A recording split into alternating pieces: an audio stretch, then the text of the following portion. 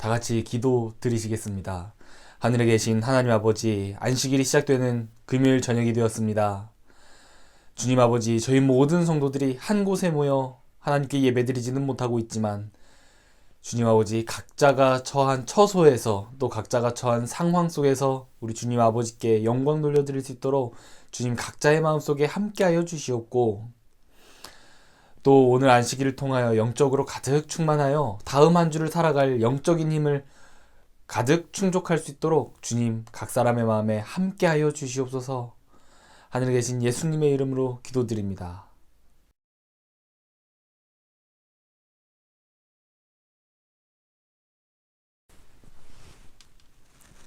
사랑하는 성도 여러분들, 지난 한 주 평안하셨습니까? 저는 오늘 여러분들께 두 암소의 교훈이라는 제목으로 오늘날 우리 기독교인이 살아갈 때에 지금 시기와 같이 고난을 받고 세상이 흉흉한 시기에 우리 그리스도인들은 어떤 자세로 살아야 하는지에 대해서 말씀드리겠습니다. 다 함께 성경 본문 사무엘상 6장 7절로 15절을 함께 읽으시겠습니다.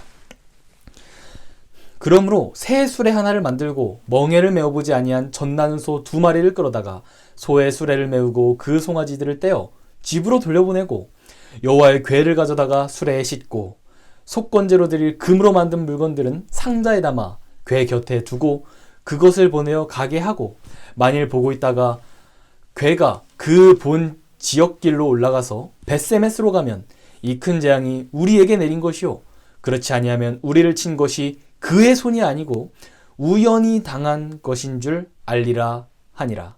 그 사람들이 그같이 하여 젖나는 소 2를 끌어다가 수레를 메우고 송아지들을 집에 가두고 여호와의 궤와 및 금지와 그들의 독종의 형상을 담은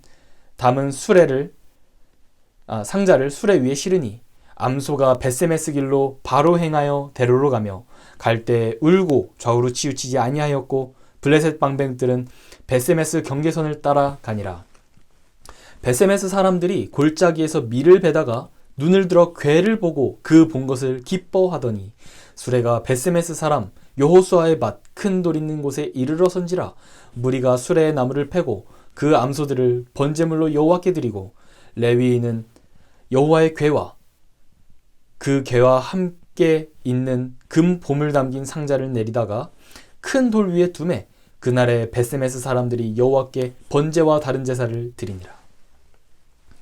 사랑하는 성도 여러분, 이스라엘은 항상 하나님의 힘으로 승리했습니다.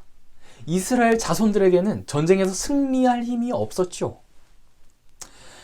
그들은 이길 수 없는 수많은 전쟁을 겪었지만 그럴 때마다 마치 예전에 우리 선조들이 이 홍해를 가르고 애굽의 모든 병거들을 물속에 잠기게 하신 그 하나님의 능력을 경험했던 것처럼 그들도 매일 하나님의 기적을 경험하며 전쟁에서 승리해 왔습니다.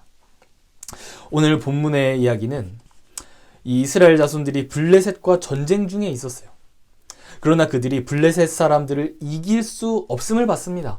당시에 블레셋이라고 하는 국가는 그 당시에 그 시대 주변에서 가장 뛰어난 기술을 가진 나라였고 가장 발전된 체계를 가진 국가였습니다. 그런데 반면에 뛰어난 기술도 없고 그렇게 뛰어난 제도도 없는 이스라엘 사람들에게 있어서 블레셋 사람들을 이긴다고 하는 것은 굉장히 어려운 일이었던 것이죠. 그래서 이 이스라엘 사람들은 하나님의 성전에서 하나님의 언약궤를 꺼내와 진중앙에 두었습니다. 그들은 언약궤에 힘이 있다고 생각했습니다. 이 하나님께서 언약궤에 머문다고 생각을 하셨던 것이죠. 그래서 그 언약궤를 진중에 가져오면 하나님의 힘이 전쟁 중에 임해서 이스라엘 백성들이 이길 거라고 생각했던 것이에요. 심지어 블레셋 사람들도 그렇게 생각했습니다. 블레셋 사람들도 이 하나님의 언약궤가 진 중앙에 들어온 것을 보고 우리가 어떻게 저 큰 하나님을 이길 수 있냐고 두려워 떠는 장면이 사무엘상에 등장하죠. 그런데 성도 여러분, 정말로 이상하게도 이 전쟁에서 블레셋이 이겼습니다.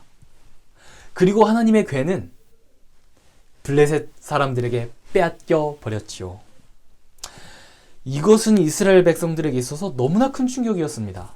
왜냐하면 이스라엘 백성들은 아니 하나님의 언약궤에 하나님께서 거하신다고 생각했는데 그 언약궤를 뺏기다니, 즉 하나님을 뺏긴 것으로 생각했습니다.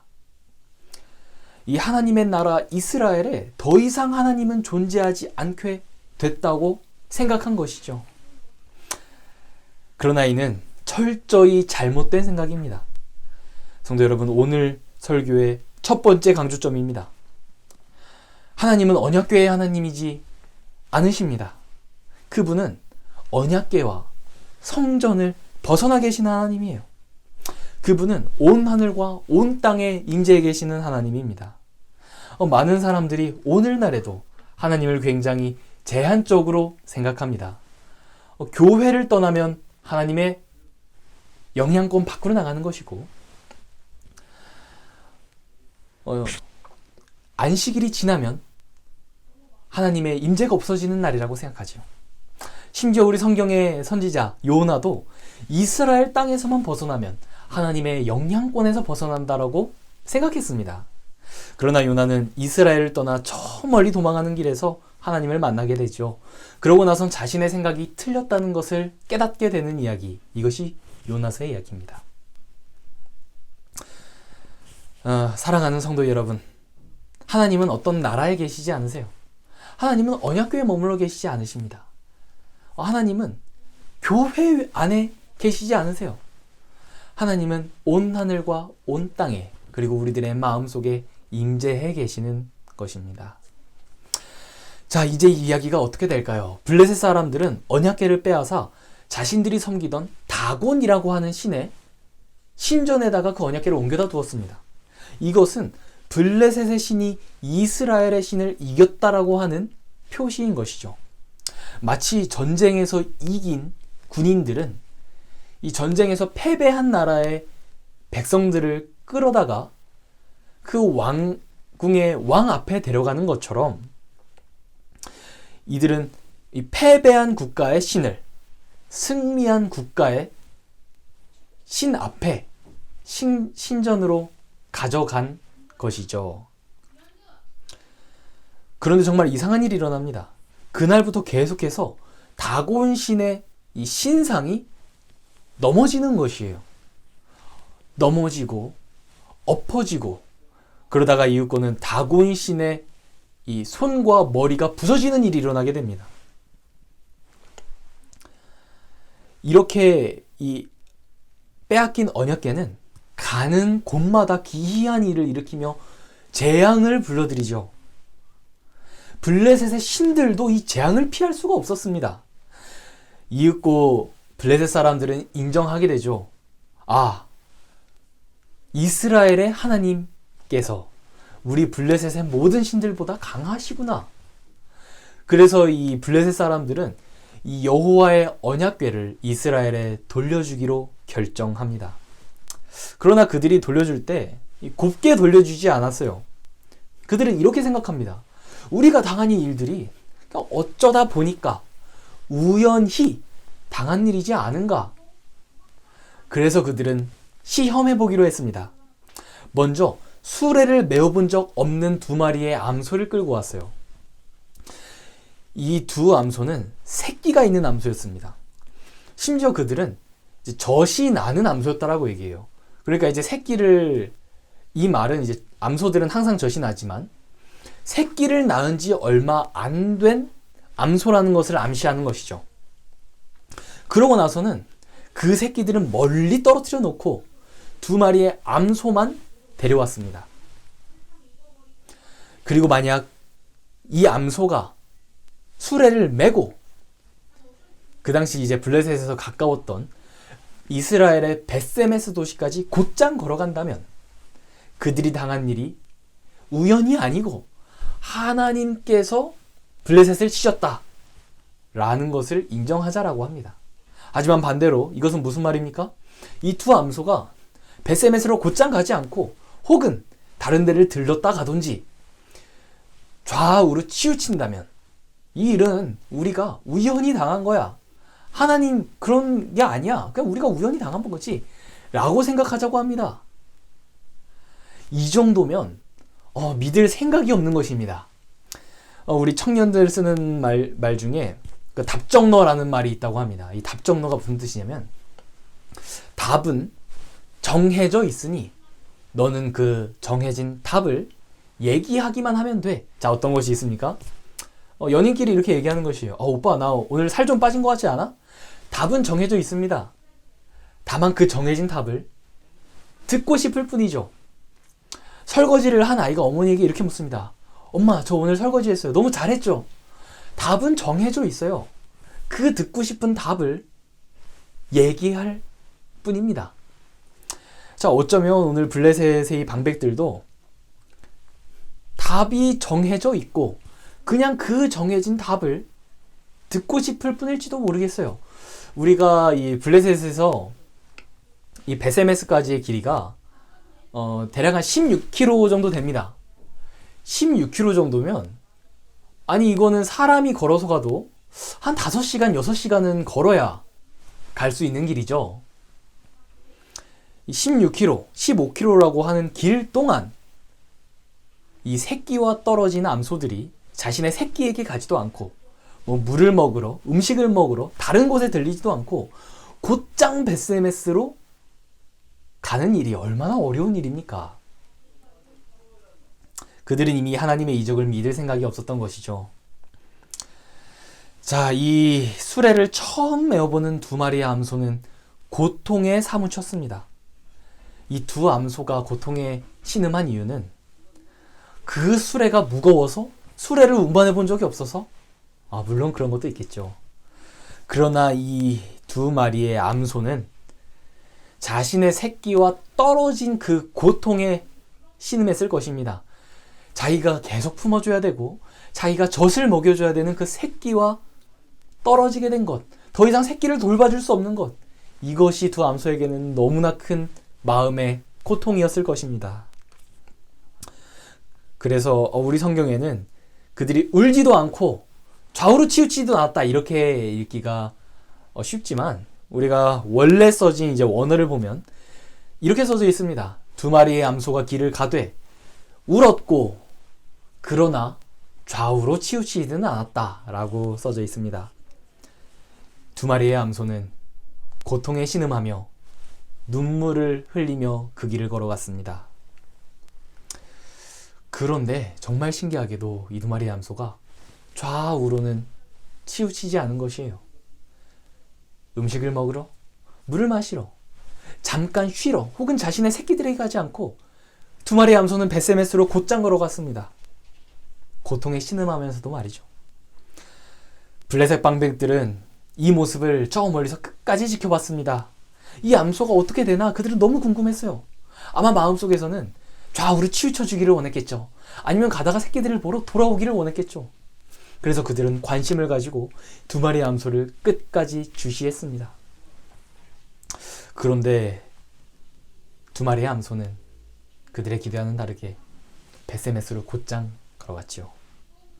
그러자 그는 곧 하나님을 두려워하며 이 모든 일이 하나님께 당한 일이라는 것을 인정하며 돌아갔습니다. 사랑하는 성도 여러분, 오늘 설교의 두 번째 강조점은 세상 사람들은 우리를 보고 하나님을 경험한다라고 하는 것입니다. 블레셋 사람들이 하나님께 순종하는 두 마리의 암소를 보고 하나님을 경외했듯이 이 세상 사람들은 우리를 보고 하나님을 경험합니다. 특히 이 암소가 그랬던 것처럼 고난의 때에 그 고난을 인내로써 통과하는 그리스도인의 모습은 비신자들에게 많은 감명을 줍니다. 성도 여러분들 한번 따라해 주십시오. 고난을 인내로써 통과하는 그리스도인의 모습은 비신자들에게 많은 감명을 줍니다. 그래서 우리는 오늘날과 같은 고난의 순간에 더욱 하나님을 의지해야 합니다. 고난의 때야말로 바로 세상 사람들이 우리 기독교인들을 주목하는 때이고 온 세상의 천사들과 하나님이 우리를 주목하시는 때인 것입니다. 우리가 이렇게 어려운 시기일수록 더욱 하나님을 신뢰하고 하나님의 계명에 순종하며 인내로써 고난을 견뎌낸다면 사람들은 그 모습을 보고 하나님을 배울 것입니다. 자, 이제 이야기가 어떻게 진행될까요? 베세메스 사람들은 돌아온 영역계를 보고 너무나 기뻐했습니다. 그러고는 그 수레를 쪼개 제단으로 만들고 이 암소는 잡아 하나님께 제사로 드리죠.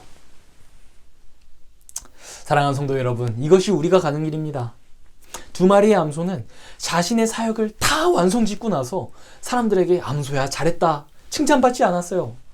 그 다음부터 암소가 이 암소는 언약궤를 끌고 온 암소이니 앞으로 최선을 다해 호화를 누리게 해줍시다 하지 않았어요.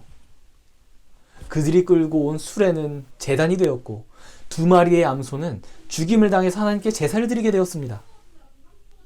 이것이 우리가 가는 길이에요. 눈물의 길입니다. 오늘날 많은 사람들이 심지어 사역자라고 하는 사람들까지도 하나님을 믿으면 복받는다라고 이야기해요. 가정이 화목해지고 자녀들이 튼실히 성장하고 사업이 번창한다라고 이야기합니다. 이것이 완전 틀린 말은 아니죠. 하지만 우리 그리스도인들이 우리는 예수의 길을 따라 걷는 사람들이라고 한다면 그 예수께서 겪으셨던 고난의 길도 따라 겪어야 하는 것입니다. 우리가 아무리 하나님의 사역을 한다 할지라도 우리가 평생 행복하고 즐겁지만은 않을 것입니다. 때로는 우리의 길에 고통도 눈물도 있겠죠. 때로는 우리가 신앙을 가지고 있기 때문에 어려운 일을 당하기도 할 것입니다. 그러나 사람들은 우리의 이런 모습을 보고 하나님께 영광을 돌릴 것이죠. 그러나 사랑하는 성도 여러분, 제가 어떻게 그리스도의 종이 되어서 여러분들에게 암소를 본받으라고 얘기하겠습니까? 제가 오늘 암소를 강조해서 얘기 드렸던 이유는 이 암소가 바로 먼 훗날 있을 예수님의 사역을 보여주기 때문에 그렇습니다.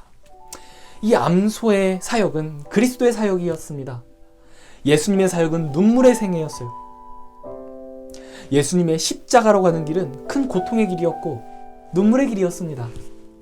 예수님도 고통에 소리치셨습니다.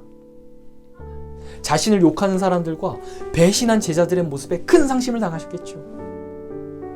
하지만 예수님은 좌우로 치우치지 않으셨습니다. 즉 그 십자가의 길에서 도망치지 않으셨어요. 그것이 고통의 길인 줄 알고 눈물의 길인 줄 아셨지만 묵묵히 그 길을 걸어가셨습니다. 그러나 성도 여러분들, 이걸 꼭 기억해 주십시오. 예수님께서 지르셨던 고통은 물론 그 십자가에 못 박히는 고통도 너무나 컸겠지만 예수님의 가르침을 부인하는 사람들, 즉 하나님께로 돌아오기를 거절하는 사람들, 그 사람들을 뒤에 놔두고 하나님의 사역을 하러 가시는, 즉 성경의 예언을 성취하러 가시는 그것이 너무나 아팠을 것입니다. 결국 끝까지 하나님을 받아들이지 못한 채 뒤에 남겨진 우리 예수님의 자녀들, 예수님의 신자들이 너무나 마음 아프셨을 것입니다. 그러나 성도 여러분들, 이것도 기억해 주십시오. 예수님께서 그 사역을 완성하셨을 때야 많은 사람들이 하나님을 만나고 예수님을 따르게 되었다는 것이죠. 사랑하는 성도 여러분, 이것이 우리가 가는 길입니다. 하나님을 일을 하는 것이 힘들 수도 있어요. 때로는 목숨을 걸어야 할 때도 있을지도 모르겠습니다. 그러나 명심하십시오. 두 암소가 자신의 사역을 마치고 제물이 되어서 하나님께 바쳐진 것처럼, 즉 하나님을 만나게 된 것처럼, 또 우리가 그리스도의 길을 따라 걷는다고 한다면 그리스도께서 그 사역을 다 마치시고 마지막에 부활하셔서 하늘에 가신 것처럼 우리가 어떤 고통을 받고 어떤 어려움을 당하든지 또 어떠한 결실을 맺지 못하든지 간에 마지막 날에 우리는 예수님을 따라 부활하여 하늘에서 예수님을 만나게 될 것입니다. 그 예수님 만나는 날, 재림의 날까지 우리 성도 여러분들 모두 고난의 때에 인내하는 모습으로 하나님을 신뢰하시길 바라며 말씀을 마치겠습니다. 감사합니다.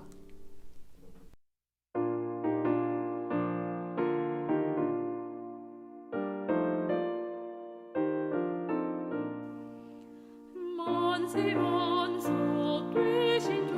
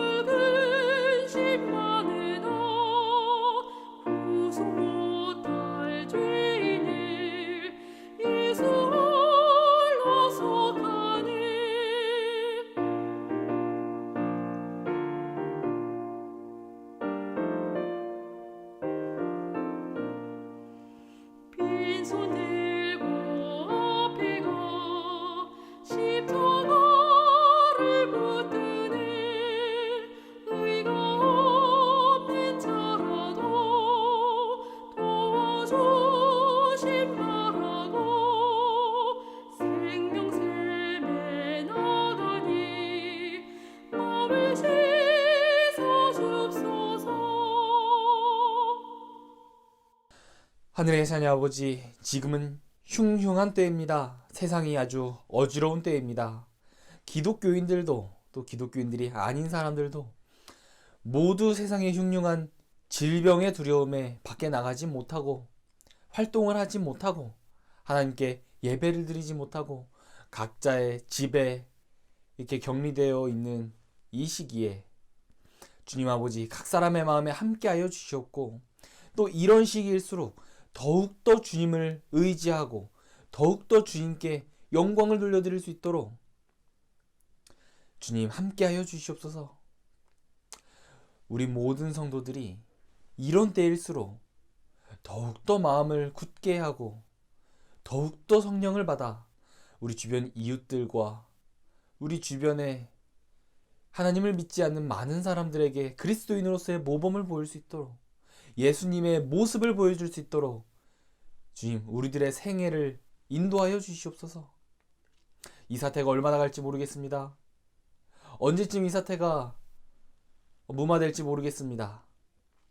주님, 그러나 저희 믿음의 성도들이 믿음을 잃지 않고 인내심을 잃지 않고 이 성령을 잃지 않고 더욱더 주님 안에 거할 수 있도록 주님 함께하여 주시옵소서. 하늘에 계신 예수님의 이름으로 기도드립니다.